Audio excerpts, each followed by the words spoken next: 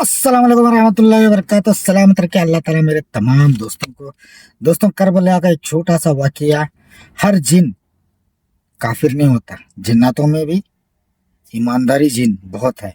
लोग कहते हैं कि करबला में हजरत इमाम हुसैन की मदद के लिए कोई नहीं आया, लेकिन सच तो ये है कि उस दिन जमीन और आसमान की हर ताकत उनकी एक आवाज पर लड़ने के लिए तैयार थी। ये वाकया आशूरा के दिन का है। जिन्नात का बादशाह जाफर जिन अपने दरबार में तख्त पर बैठा जश्न मना रहा था। उसे इस बात की खबर ही नहीं थी कि करबला में नबी के घराने पर क्या बीत रही है। तभी अचानक उसके तख्त के नीचे से दो जिन रोते हुए और मातम करते हुए गुजरे। जाफर ने उन्हें रोका और पूछा, अरे आज तो खुशी का दिन है, तुम लोग क्यों रो रहे हो?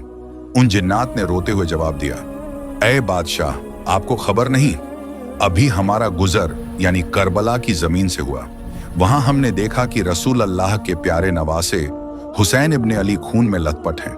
उन पर तीरों की बारिश हो रही है और वो सजदे में हैं। ये सुनते ही जाफर जिन के पैरों तले से जमीन खिसक गई। उसने फौरन जश्न को रोका, सर से ताज उतार फेंका और जंगी लिबास पहन लिया। उसने अपनी तलवार निकाली और जिन्नात के एक बड़े लश्कर को लेकर हवा से भी तेज रफ्तार में करबला की तरफ दौड़ा। जाफर कहता है, जब मैं करबला की फिजाओं में पहुंचा तो मैंने एक अजीब मंजर देखा। वहां सिर्फ यजीदी फौज नहीं थी, बल्कि आसमान से लेकर जमीन तक फरिश्ते, अंबिया और जिन्नात की कतारें खड़ी थीं। वो सब अपनी बारी का इंतजार कर रहे थे कि इमाम हुक्म दें तो वो दुश्मनों को खत्म कर दें। भीड़ इतनी थी कि जाफर को रास्ता नहीं मिल रहा था। तभी इमाम हुसैन ने नजर उठाई और पुकारा, जाफर, मेरे पास आओ। जाफर जिन रोते हुए इमाम के कदमों में गिर गया और अर्ज की, आका, मेरे पास जिन्नात की बहुत बड़ी फौज है, मुझे इजाजत दें, मैं पलक झपकते ही इन यजीदियों को राख कर दूंगा, इनका नामो निशान मिटा दूंगा। मगर इमाम हुसैन ने बड़े ही सुकून से फरमाया, नहीं जाफर, रुक जाओ। अगर मैं चाहूं तो एक इशारे में दुनिया पलट दूं, लेकिन मैं अपने नाना के दीन को बचाने के लिए और अपने रब की रजा के लिए यह सब्र कर रहा हूं। मुझे अपने अल्लाह की मर्जी प्यारी है।